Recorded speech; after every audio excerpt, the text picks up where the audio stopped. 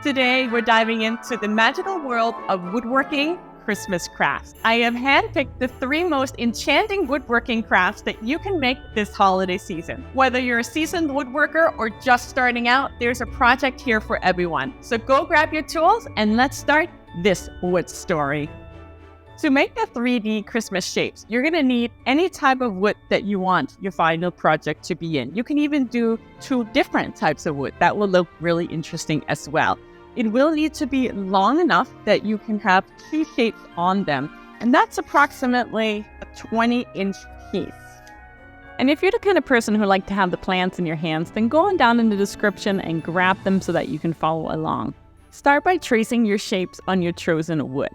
I'm using 1-inch thick wood, but the recommendation here is to use 3/4 of an inch, and that's because the shape is based on this size. So later on, I'm gonna have to actually increase the notch because I'll realize that it's not wide enough.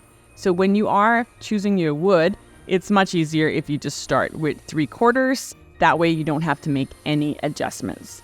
A bandsaw is ideal for cutting out this shape, and I'm using a pretty thick blade for this one, mainly just because I was feeling lazy and I didn't want to change the blade. However, you can also use a jigsaw or even a scroll saw if you have that available to you.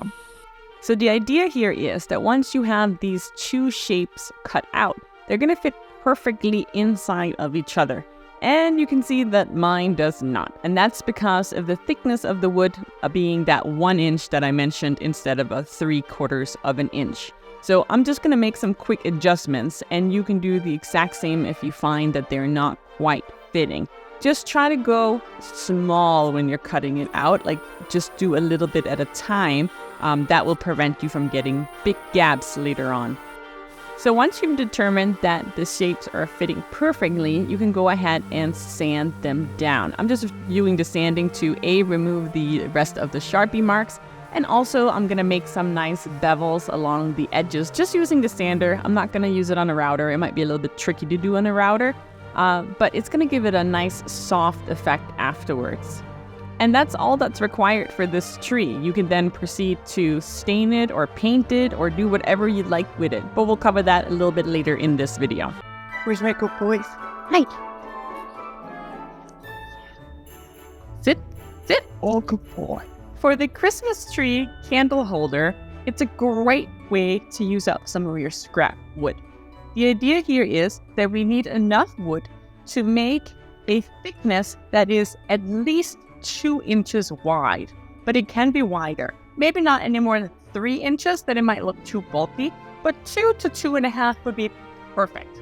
When you're gluing your wood together, especially when using scrap wood, just make sure that everything is nice and straight. You don't want to have any gaps in the wood, because what we're going to end up doing is we're going to combine the pieces, and then afterwards we're going to cut them into perfect squares, and then we're going to use our template to put on top and use our bandsaw or jigsaw to cut our shape. In my case, I'm going to be using this cut-off piece that I have left over. It has some really interesting details that I love, but I'm going to do something a little extra. I also have this walnut here, and I'm going to go over on my bandsaw and attempt to cut that in half. And then what I'm going to do is, I'm going to take this wood, I'm going to put it on the inside, and then I'm going to do another layer on top. That way, when I cut my squares, they're going to have a thin little sliver of the black walnut, which I think is going to add a really cool touch to this project.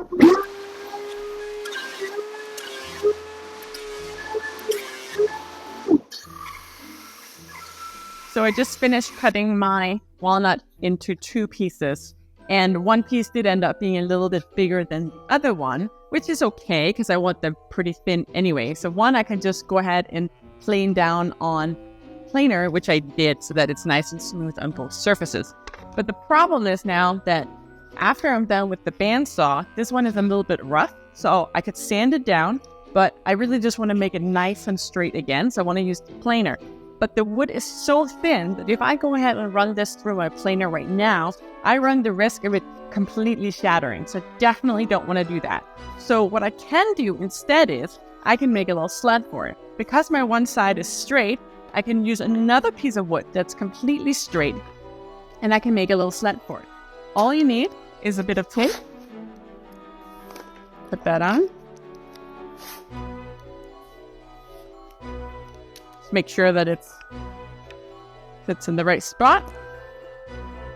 Then you're going to do that on the other side too.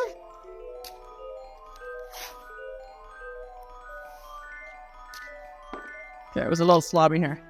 Don't want to have any wrinkles here, because that could mess with it. Make sure they're going to overlap. Then I'm just going to add a little bit of CA glue and spray some activator. And then I'm going to lay it down. That way I can get it off afterwards. And now I can safely run through the planer without it shattering.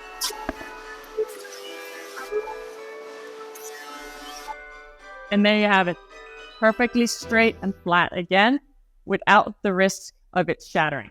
The candle holders, as mentioned earlier, should be at least 2 inches wide, and 2.5 inches is also great. You can make them square or rectangular. That's completely up to you and your preference. I'm cutting up my pieces using first my miter saw, and then I'm going to be taking them over to the table saw. These are the pieces that will be caked on top of the thin walnut that I just cut. So we now have all of our pieces cut, and they're now ready to be glued up. The only decision that I really have to make at this point is, how do I want the pattern to be once they're glued together? And you can do like a nice book match, or you can do an opposite, depending on what kind of wood you're using. I do have this pretty big burl right here, so I want to make sure that this ends up at the bottom, because later on we're going to need to cut out the top for the candle holder, and I don't want to risk that becoming an issue. So I've decided that mine are going to go like this, with this nicely sandwiched in between. So then the end result will look very similar to this. And then for the smaller piece, same thing. I'm going to take advantage of the fun patterns here. See if I can figure out how to do it. Opposite. There we go. Okay. And same thing, sandwich in the wood in between. And that's going to go like that. So when I'm putting them into the clamps, when I'm gluing them, I want to make sure that all of this is facing downwards, because I want one nice straight edge when I'm done, so that we can easily cut off the excess on the table saw. So that's going to make it a lot easier. So just make sure whatever side you have that you want to be, it doesn't have to be completely final. We'll still take off just the sliver because this isn't completely straight, but I just want everything to be lined up down at the bottom like this. And same thing for these guys. They're going to go in like this, but with glue. And for the glue, all I'm doing is making sure that I get a nice layer on both sides, and then I am putting that piece of walnut on the inside, and then adding them to the clamp and allowing them to dry fully, which is at least 30 minutes, but ideally longer, depending on your temperatures. So the pieces are now dry, more or less, at least enough where we can cut them. And the next step is going to be to square them off. So I'm going to go over on the table saw, and I'm going to first just remove a thin layer from the front just to clean this part up. And then I will remove all of this as well, so that we end up with 2 perfect cubes. Once your wood is straight again, do a final measurement to the size you want and then cut it. I am making mine rectangular instead of square. Then I'll lay the template on top and trace it. I'm however not cutting the tree out just yet. First, I'm going to work on the candle holder at the top, and the reason for that is that once the tree is notched out, the wood will be a lot weaker, and we don't want to risk it breaking by putting pressure on it while routering out the top. There are a few ways that you can cut out the candle holder. You can either drill it out, but if your wood is hard like mine, this can take a while. A drill press would be ideal, but I don't have one. So instead, I'm going to use a router. So drilling it with my bit was getting me nowhere. This is a good 5 minutes of work, and yeah, that was going to take all day. So I'm switching to a router because, again, I don't have a drill press. And what I'm doing to make it safe is I have it in a clamp. That clamp is attached to my table. So this is completely and utterly secure. So that's really important. And I have a bit on here with a bearing. And then I just drilled out a hole using my router bit to make the template, because I just did that in a normal piece of wood. And that was super easy just to do on the flat surface. So I'm going to attach this with double-sided tape, and then I'm going to be routering out my shape.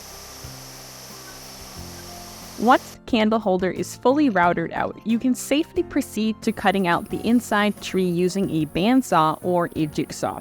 I recently learned that you can get scrolling jigsaw blades, so that if you are using a jigsaw, I highly recommend taking a look at these, as it sounds like it will make the job a lot easier. And once the inside tree is fully cut out, you can go ahead and sand it. I'm using a combination between my handheld sander, and I am also doing a lot of hand sanding afterwards to finish it off. I just want to take a quick second to say thank you so much for following along this wood story so far. Your support means the world to me. And over the last couple of weeks, my channel has grown like crazy. And that is because of people like yourself. So thank you so much from the bottom of my heart. It means that I can continue to bring you this content of woodworking tutorials, step-by-step guides, and of course, digital downloads. Thank you. For the Christmas card holder, I am using a beautiful live edge piece that I picked up from my local wood store. I'm going to cut this piece into two. However, none of my sides are straight, and I don't want to remove the live edge. So I'm going to attach a flat and straight piece on top of the wood using double-sided tape and CA glue with activator in order to use the straight side from this other wood over on the table saw. Now that the two pieces are cut and they're perfectly straight, we just have to double check what way we want it to face when the cards are sitting in it. And because I have this really nice live edge wood here, I definitely want this to be the focal point when the cards are sitting in it. So I want the cards to face this way. I want it to face this way, not that way. So what I need to do is I need to make a cut now in the wood using the table saw that's going to demonstrate that. And this piece is just under 1 inch, but the rule of thumb here is don't go any more than 3/4 of the way through, because we want the wood to stay stable throughout. So what I've gone ahead and done is I've made a sample right here, and this wood is the exact same thickness. And I highly recommend that you make a sample too before you go ahead and use your actual piece. And I have set my table saw to an angle of 15 degrees. And that ran right through like this. Now, one more note, make sure that you're only using a normal blade. You don't want to use a thin keef blade, because then you're not going to have this nice big cutout. You do need a substantial amount so that a card can go through it. Otherwise, you're going to have to make 2 cuts, and that's going to make it a lot more difficult. So now what I'm going to do is I have my test right here, and I know that this is the perfect size from the end. And I know when I go this distance that the fence is in the position, I'm going to have it right here. And that's exactly what I want here as well, because I don't want to waste too much, but I do want it to be nice and stable at the end. So I'm going to put it like that. And I'm just going to make a quick mark to indicate that this is the side I'm going on. And now I'm going to take my piece, I'm going to flip it upside down, and I'm going to run it through my table saw, and that's going to produce that nice groove. And if you want to do 2, you absolutely can, but do 1 at a time. Do this one and this one before moving the fence. That way they're perfect on both sides. Because I have a laser, I decided to add some fun text to go on top of my card holder. You can also use a stencil with some text or leave it blank, or if you're good at drawing, maybe add a Christmas tree.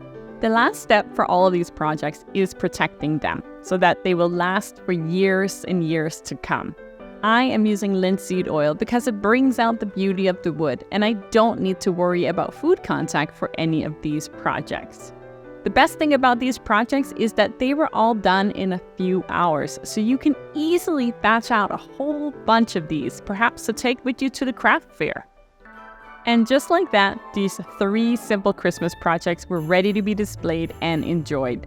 The 3D tree is a great centerpiece, and the poplar I used makes it naturally green. The card holder is also very functional. It's nice to finally have a dedicated space to display all the cards sent by my local realtors. And the tea candle holder is probably my favorite, because there's something soothing about lighting a candle on a dark winter night. So tell me, which of these projects will you be making first? And please show me your completed work via the link below, as I love to feature fellow woodworkers' creations in my weekly newsletter. So if you'd like a shout out, please send me your work. Thank you so much for watching. Check out this video for another easy and quick project to make this holiday season, and I'll see you soon in the next Wood Story.